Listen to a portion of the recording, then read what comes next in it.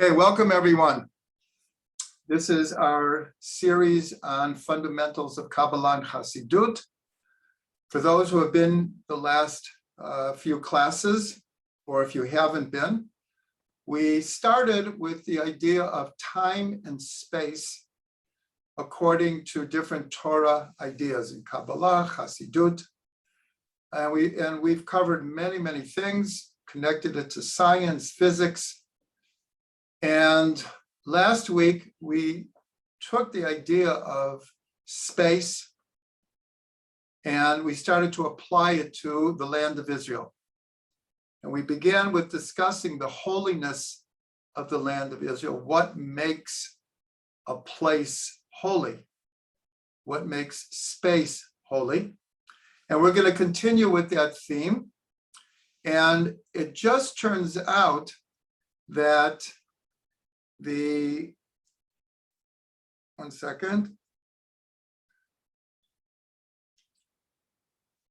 one of the most important places in the Torah that discusses or alludes to different ideas of space is in this week's portion, Vayetze. And this is the dream of Yaakov, of a ladder that is firmly entrenched in the earth and it reaches to the heavens. And God comes to him and promises him to guard him and protect him and to give the land of Israel to Yaakov and his descendants. And Yaakov wakes up from his dream. And we're going to continue and discuss this. So the question is, so what does this have to do with the idea of space? What does this have to do with the connection with Eretz Israel? So the obvious thing is here, in a sense, this is when God is conferring on Yaakov that he is the third of the patriarchs. Before Yaakov leaves his home, after receiving the bracha from Yitzchak. So Yitzchak refers to it as the blessing of Abraham. And so in a sense, as Yaakov is leaving home, he's actually fleeing from his brother Esav, who wants to kill him for taking the blessing. And he's also being sent to find a wife. And that's the context of his having this dream. And we'll start with the idea that in this description of the dream, the word makom, place, is mentioned 6 times. 6 different times in the description of the dream and the aftermath of the dream. And of course, this immediately leads us to the connection of the 6 directions of space. We're not that long after Sukkot. And of course, the whole idea of dwelling in a sukkah is dwelling in a 6-sided structure, shaking the lulav to the 6 directions. So the number 6, because that is what space is. Space is basically an expanding cube in every direction. And so the fact that this dream has the word makom 6 times immediately alludes to that there are secrets here. But as we'll see now, it goes much deeper than that. And here we see that when God is speaking to him, so he says like this,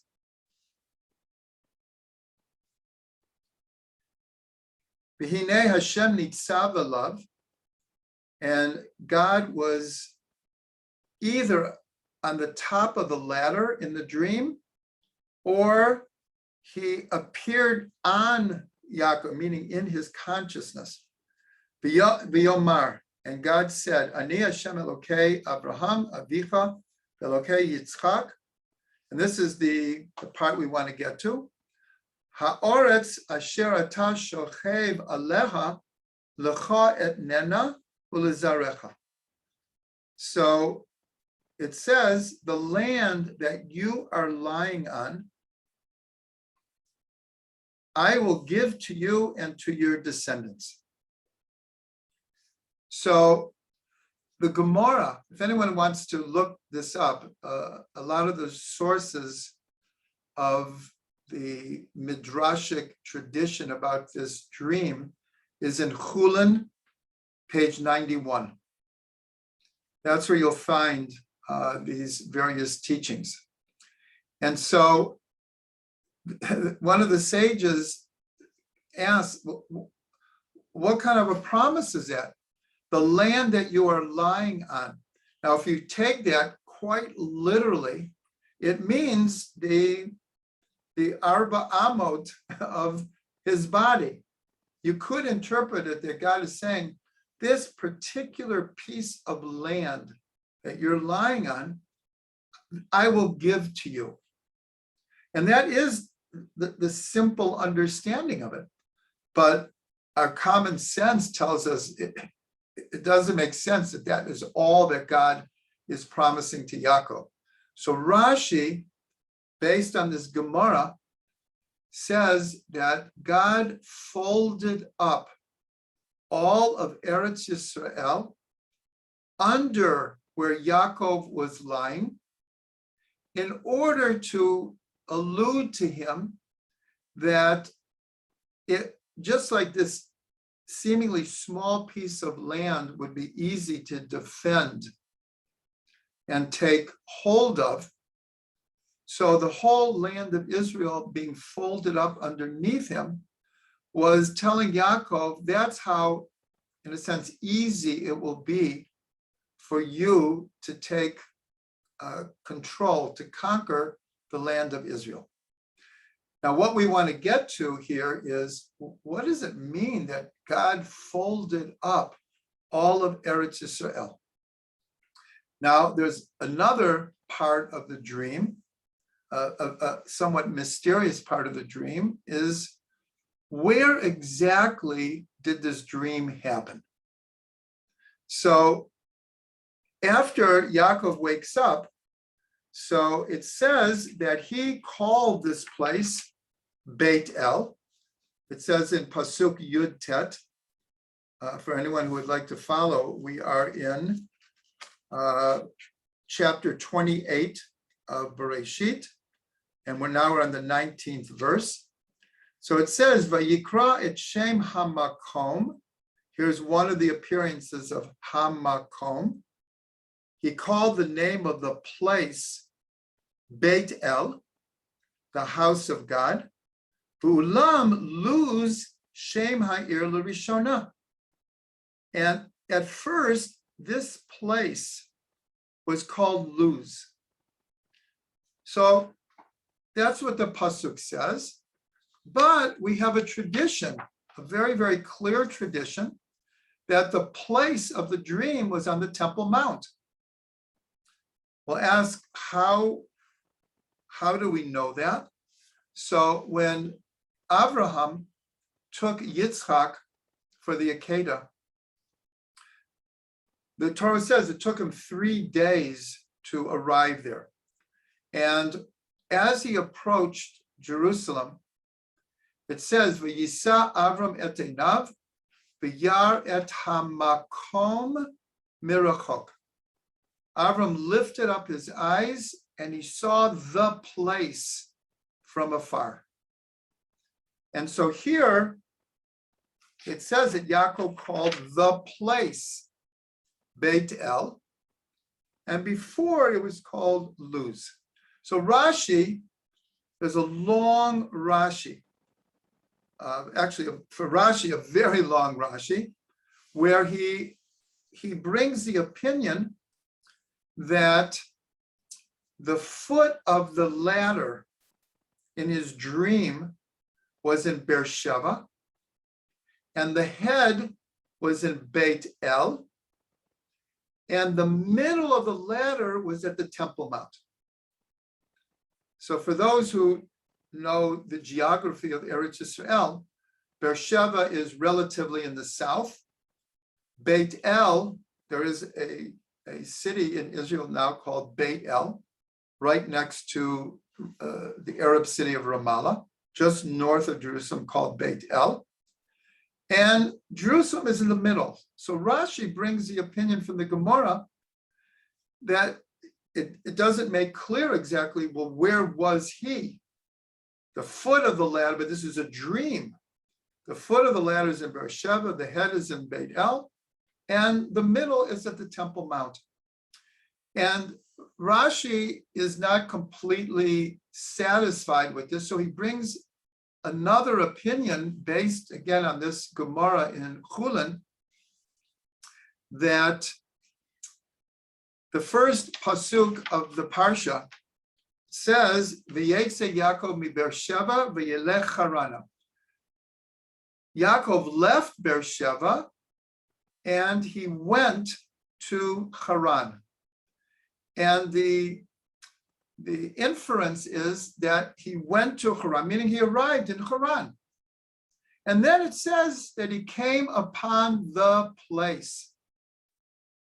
So the sages are trying to figure out, well, if he's in Haran, and we have this tradition that the place is the same place where Avram offered Yitzchak, and it's the Temple Mount. So what's going on here? So the Midrash explains that Yaakov got to Haran, and he had like a brainstorm, like, how could I have left Eretz Yisrael to come to Haran, and I passed Jerusalem, and I passed the place where Avram prayed and my father prayed. Not only was the Akedah there, but later, when Yitzchak meets Rivka for the first time, it says that V'yetze Yitzchak l'suach b'sadeh. He went out to converse in the fields. And it's brought that field was the Temple Mount. That's where he was. And so Yaakov said, how could I have passed Jerusalem and not prayed? And Rashi says that there was a kfitzat derech, that Yaakov was able to transport himself through great lengths of space in a matter of minutes. That's what kfitzat derech means, like the way jumps. Many, many famous stories of the Baal Shem Tov, who was known to have this ability to get in his carriage Motzi Shabbos, and an hour later he'd be hundreds of miles away, called Kfitzat Derech. So Rashi says that he returned to the Temple Mount. And then he explains a further thing. It says, Vayifga b'makom. It's also based on the same Gemara in Chulin. He came upon the place. Now the sages say, Vayifga b'makom, this is the language of prayer. Vayifga b'makom, he came upon the place, but in prayer. But Rashi explains it also has a different meaning. It means when two people come and like they meet each other in the middle. So he says that as Yaakov is traveling, the Temple Mount jumped to him, came to meet him halfway. So everyone can, someone just put on the chat, and this is, we're going to get to this. He says in physics, this type of kfitzat derech is called going through a wormhole. In physics, they call like between dimensions, multi-universes is going through a wormhole. So this is actually an idea in modern physics, this idea. So we've kind of made like a foundation here of seeing how many different references there are to this idea of the place. Now remember, this is a dream he's having.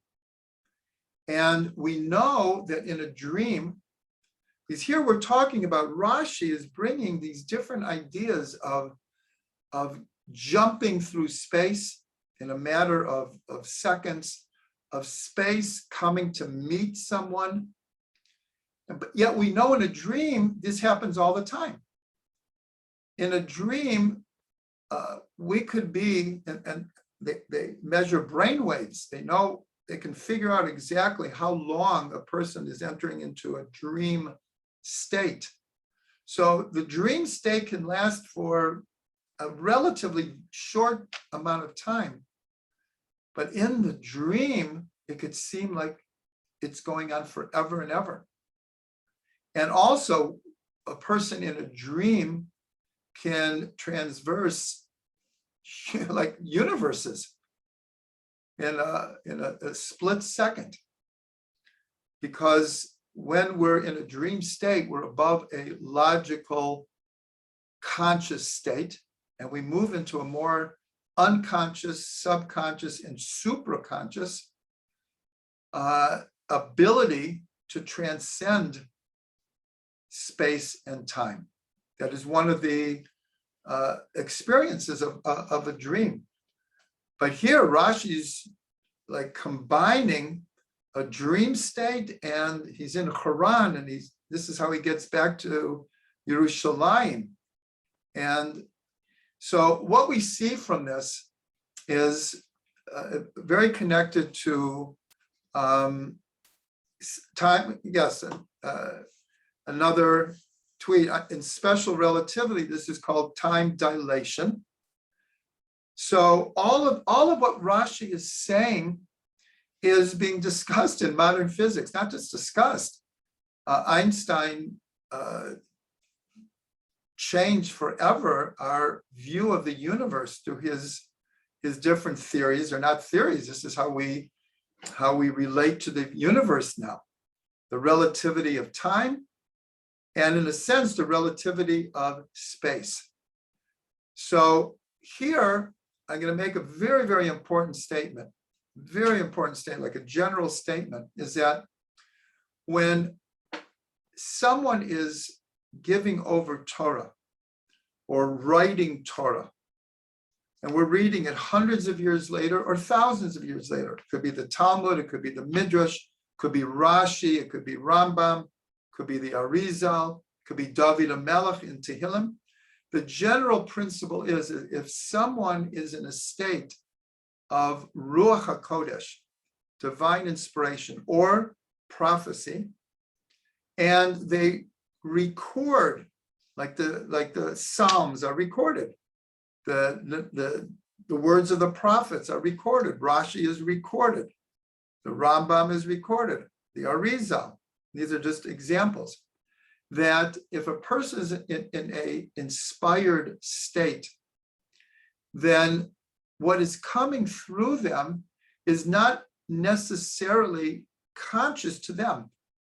It could take 100 years or 1,000 years for different aspects of what they gave over to be revealed.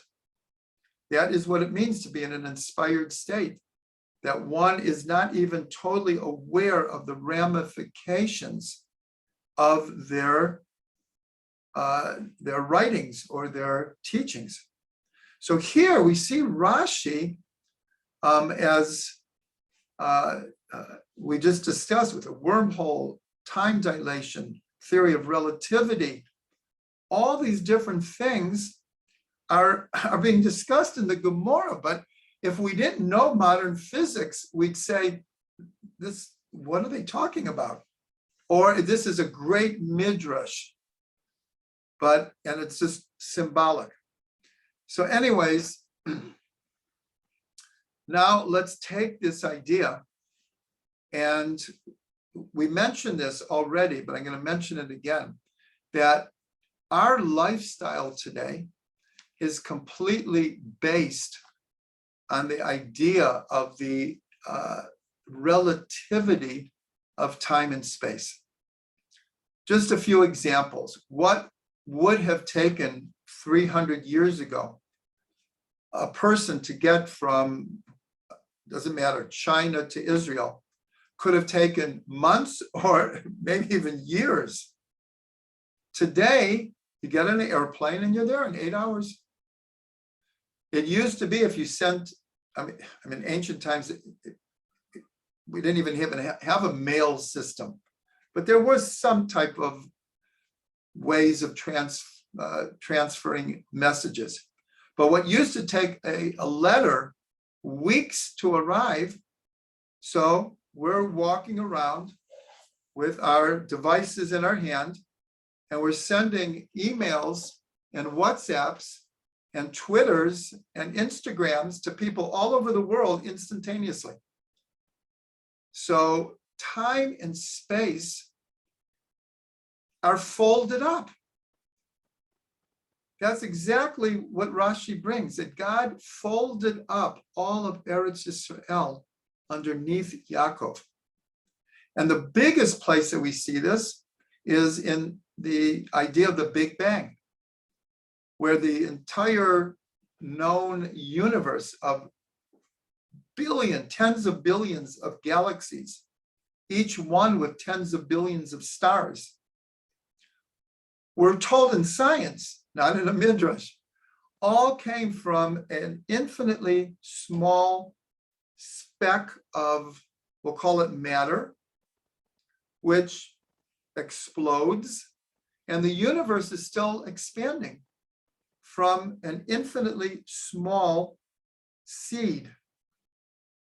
And just like any tree or vegetable or even a human being comes from a seed, well, in the seed is the entire DNA code. The entire entity that will come out of the seed is folded up within the entity. So this has particular meaning to Eretz Yisrael, because right after God says that that the land that I will give you is the land that you're lying on, and Rashi says it's folded up. So it continues, and it says the same verse: Ufaratzta yoma v'kedma v'tzvona v'negba v'nivrachu b'cha kol mishpachot adama u'b'zarecha. And so again, that it's not the same verse, excuse me, it's the next verse. V'hoya zarecha kafar ha'aretz, your seed will be like the dust of the earth, and you will expand. And then it gives the names of the 4 directions, and that all the peoples of the world will be blessed through you. So first, Rashi says the whole land was folded up. And the next verse says, and it will expand. So this is exactly the idea of the Big Bang. This is the idea, which we've discussed many times, of Tzimtzum. This is the contraction that the Arizal explains based on the Zohar, that when God wanted to create the world, as it were, there was no place for a finite world in the infinite expansiveness of the light of God.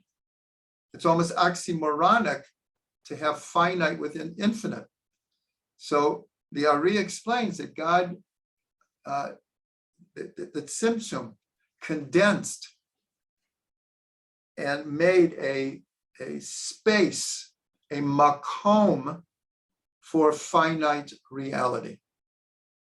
So this is alluded to very strongly in the description, really, of Eretz Yisrael. And this is one of the secrets that, if you look on a map or a globe, and it's not that big of a map, like you can barely put your finger on Israel. It's like on most maps, you can barely get the word Israel across. You know, from the Mediterranean to the Jordan River, it's a total of 70 kilometers. That's 50 miles. And it's at its skinniest place, from the Jordan to the Mediterranean is 70 kilometers. And in the book of Devarim, God says to Israel, you are the ma'at mikol ha'amim. You are the smallest, the least. And we've seen throughout history that, I don't know the exact percentage, but I think the Jewish people are something like 1/10 of 1% of the world population. It might be much less than that. Maybe there's 13, 14 million Jews in the world today. And that's stretched out all over the world. There are more people in Tokyo or Mumbai or Mexico City than all the Jews in the world. And the land is small. But what are we told about in the future? That in the future, the land of Israel will expand to cover the entire world. We're told the holiness of what was said, the holiness of the Holy of Holies in the temple will expand to the entire temple. And the holiness of the temple will expand to all of Jerusalem. The holiness of Jerusalem will expand to all of what we call Israel. And then the holiness of Israel will expand to the entire world. So here we have really great secrets of time and space. Here we're specifically talking about space. Now, going back to the dream, there's a very, very well-known statement from the Baal Shem Tov, who said that a person is where their thoughts are. We experience this all the time.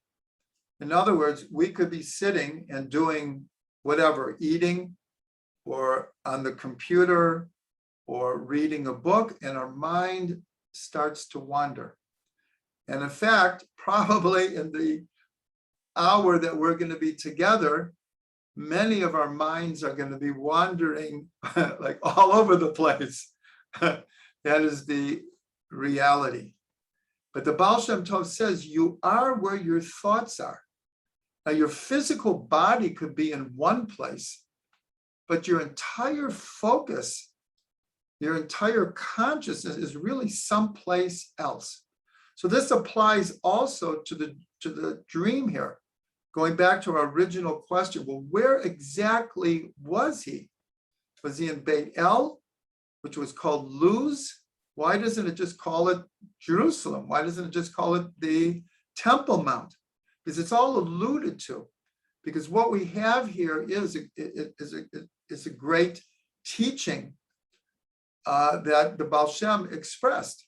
A person is where their thoughts are. And here we're told, like the Baal Shem could do a kfitzat derech. In other words, and it is a mystery, but a tzaddik can focus his consciousness on where he wants to be, not just in his mind, but physically. And what's called kfitzat derech is a possibility. It is a possibility.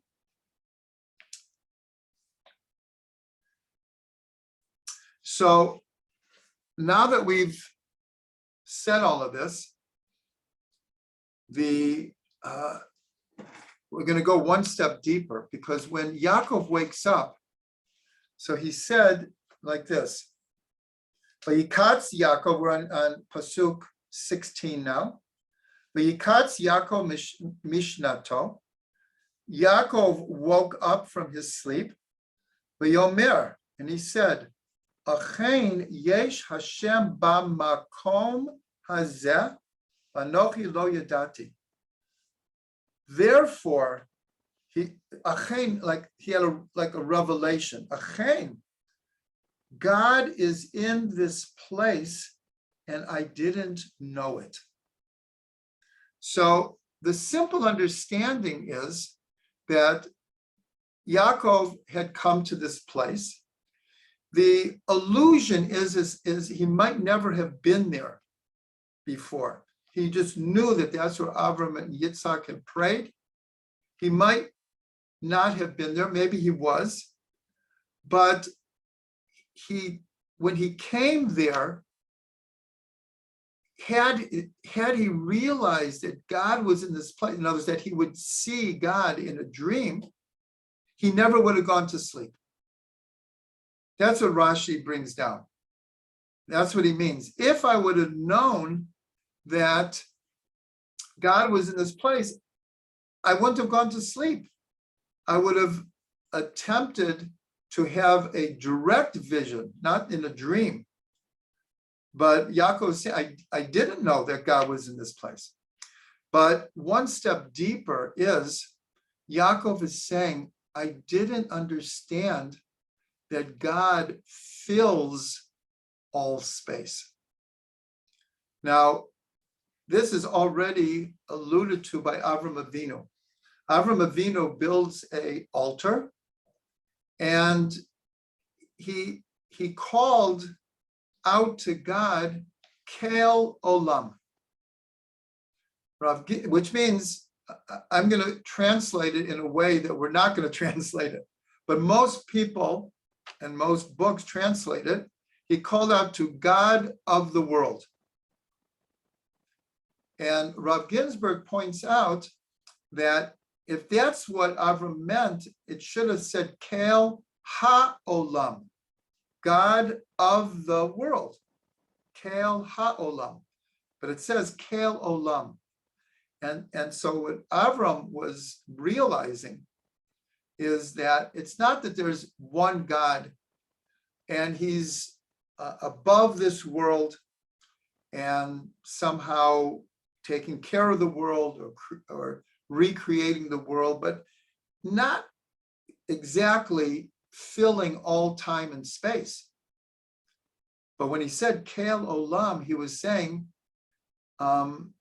all is God and God is all.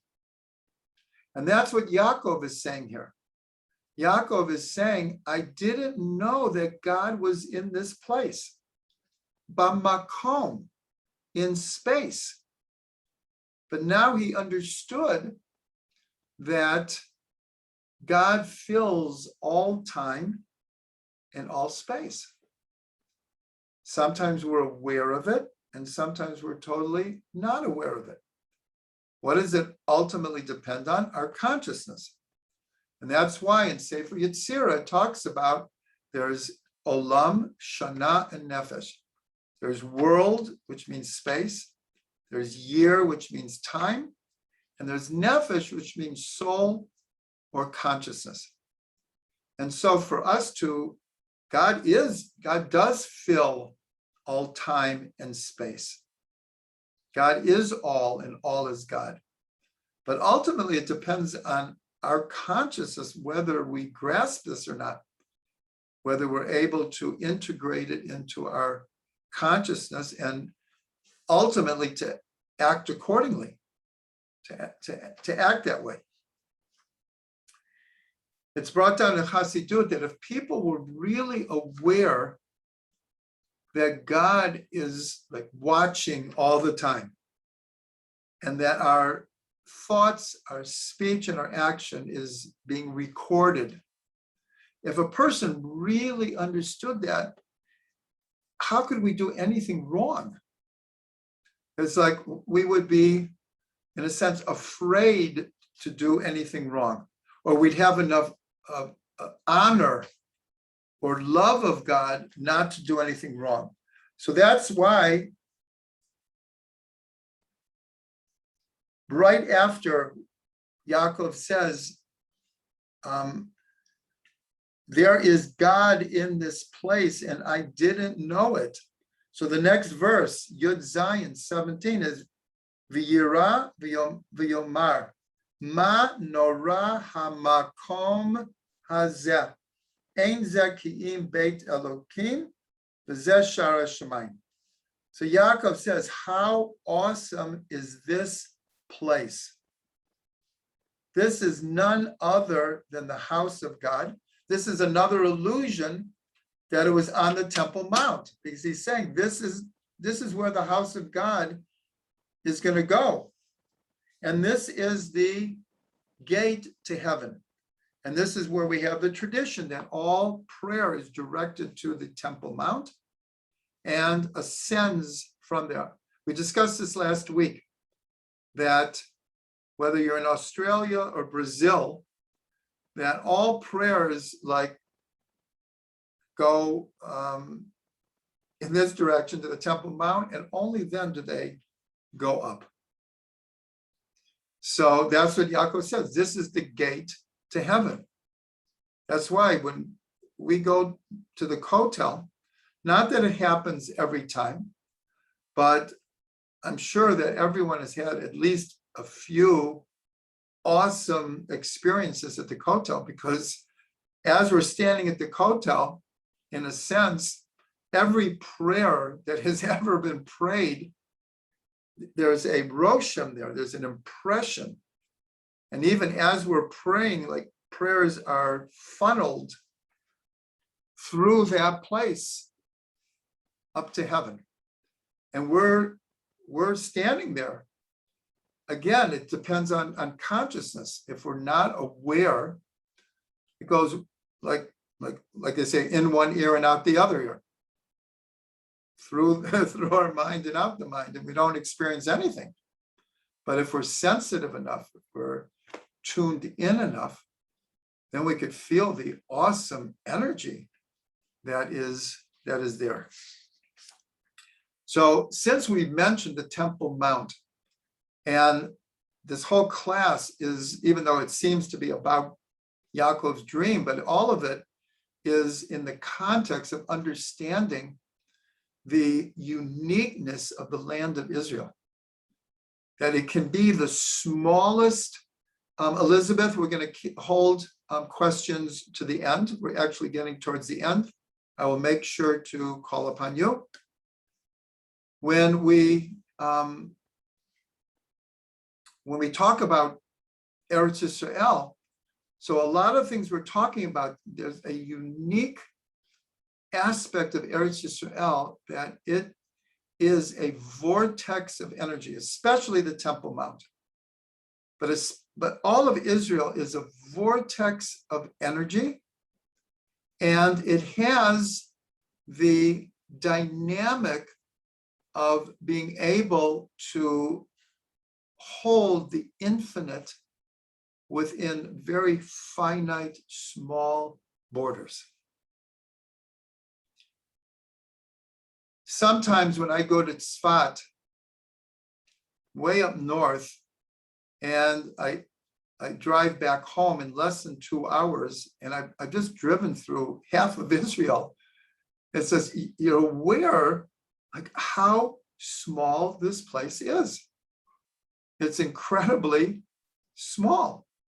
And yet, for all of us, we feel the infinite potential, the infinite reality that is folded up in the land of Israel.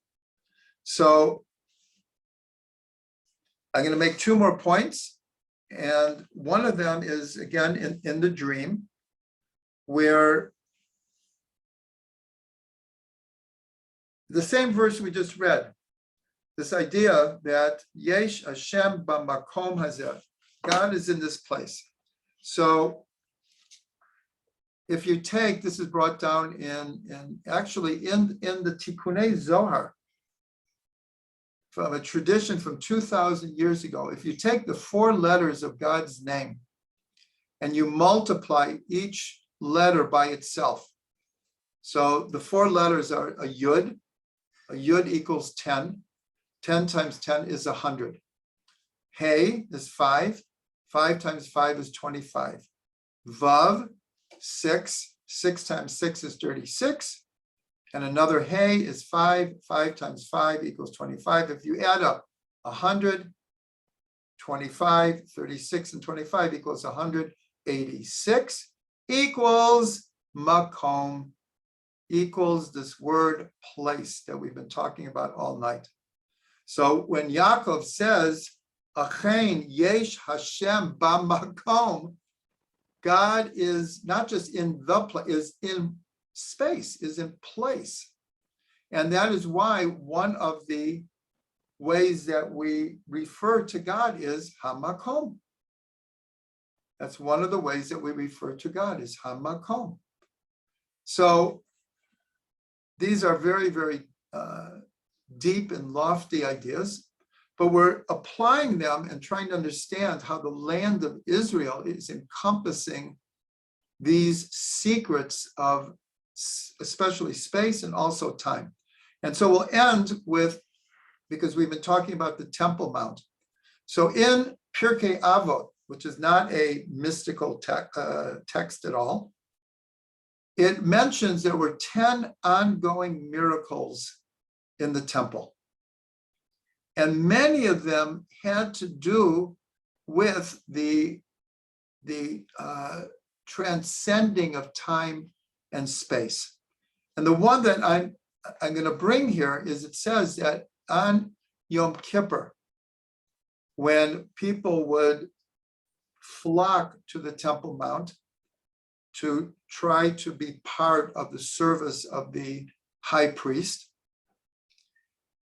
it was one of the few times that the high priest pronounced God's name as it is written, which we do not do.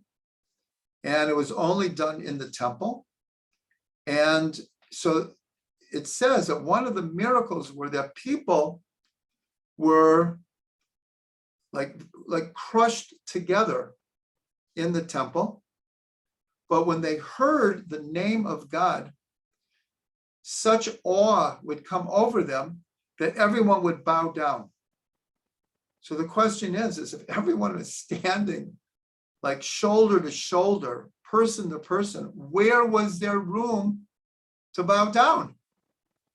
And that's why it was called a miracle. There's no logical answer that is given. It's just, that's what happened. And it's called a miracle. So here again, we have this idea, but this is happening on the Temple Mount.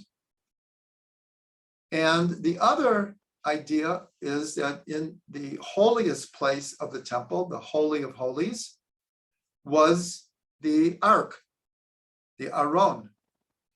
And in the Gemara, when they're discussing the measurements of all the different places in the temple, when they came to the Holy of Holies, they had a tradition exactly how many, its length and its breadth.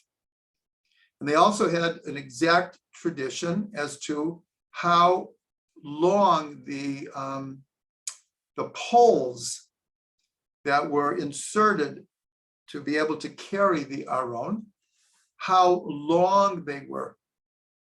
And the sages came to the conclusion that there was no physical way that the Aron could actually fit in the space that was allotted for the Holy of Holies. That was considered another one of these time warps. And so when we get to the chats, I saw a number of references to different concepts in science. And when we talk about this, so we talk about the warping of space and the expansion of time and the curvature of space. That's what gravity does. I believe we discussed this, that gravity works by curving space. That is what allows the planets to go around the sun. The sun is the biggest mass, and the mass curves space, and that's how we have the rotation of the planets. So there's an uncanny connection between a lot of these concepts we're discussing and modern physics.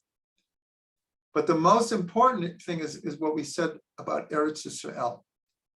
That is the main reason why all the teachings tonight is because there is something mystical, spiritual, mysterious about the land of Israel. And actually, I want to end with one last idea, and that is that the borders of Eretz Yisrael are always changing. They're always changing. And there's actually 5 different borders of Israel that are discussed in the Torah, the Tanakh, the Talmud, up to modern times. So the first one is in Parshat Maseh, the last parsha of the book of Bamidbar, Numbers. And there, very, very precise borders are given. The problem is that we don't know how to identify many of the places that are mentioned as being the borders. We have a general idea, but not an exact idea. And then there are the borders that were created when Joshua and Yoshua actually conquered the land. Later, David HaMelech and Shlomo HaMelech expanded greatly the borders of Israel, greatly. And then we went to exile in Babylonia. And when we came back, the land that we conquered, again, actually defines in Halacha today, the holiness of the land of Israel, especially for what's called mitzvot tluyot ba'aretz, the mitzvahs of the land. And then we have the borders that God promised to Avram Avinu in Parshat Lech Lecha. And it's repeated a couple times from the we'll call it from the Nile to the Euphrates. This is the border that was promised to Avram Avinu. And then we have the teaching, which I quoted before, that la'atid lavo, in the future time, Eretz Yisrael mitpashetet l'kol ha'artzot, will spread out to all of the lands. So here we see the borders of Israel are also changing constantly. And even in the last 75 years, from the War of Independence, and then during the Suez War in 1956, the borders changed, even though it was just for a few weeks. And then in 1967, the borders radically changed. And then we gave back the Sinai. And now we've given back Gaza. And we were in Lebanon for 20 years. And then we pulled back from there. And to this day, there's a debate in Israel and around the world, actually, is what will the final borders of Israel be? And to understand this is the dynamic of really the secret of space in Eretz Yisrael. And we can answer this in one sense in the second paragraph of the Shema, the second passage that we read along with the Shema twice a day. And there it says that if you will follow the words of the Torah, you will follow the words of God, and you do the mitzvot, God will give you the rain in its season, and everything will be good, and you'll have all the blessings in the world. But if you don't, then there will be no rain, and you will not be able to stay in Eretz Yisrael. And we've seen this throughout history. The book of Devarim has this theme over and over again. In other words, we have to merit the land of Israel, especially let's say, the bigger borders that we've talked about of Avram Avinu and the time of Mashiach, is the borders are connected to our actions. It's not something superimposed by politics or the United Nations or any of the great empires that tried to conquer Israel. Ultimately, our right to Eretz Yisrael, we have a right to it, but our ability to hold on to Eretz Yisrael is dependent on our actions. So this is it's like a mystical connection between the people and the land. And the land has a soul to it. And when we treat the land, like this year is Shemitah, when we treat the land as we're told that we should in the Torah, then blessings abound. And if we don't, then we lose the merit of being here. Chas v'shalom. So we should all be blessed with understanding, feeling, and integrating these secrets about Eretz Yisrael. And the result should be a tremendous love and connection for the land of Israel, for the Torah, which gives us the deed to Eretz Yisrael, and ultimately a love of God who gave us this holy land.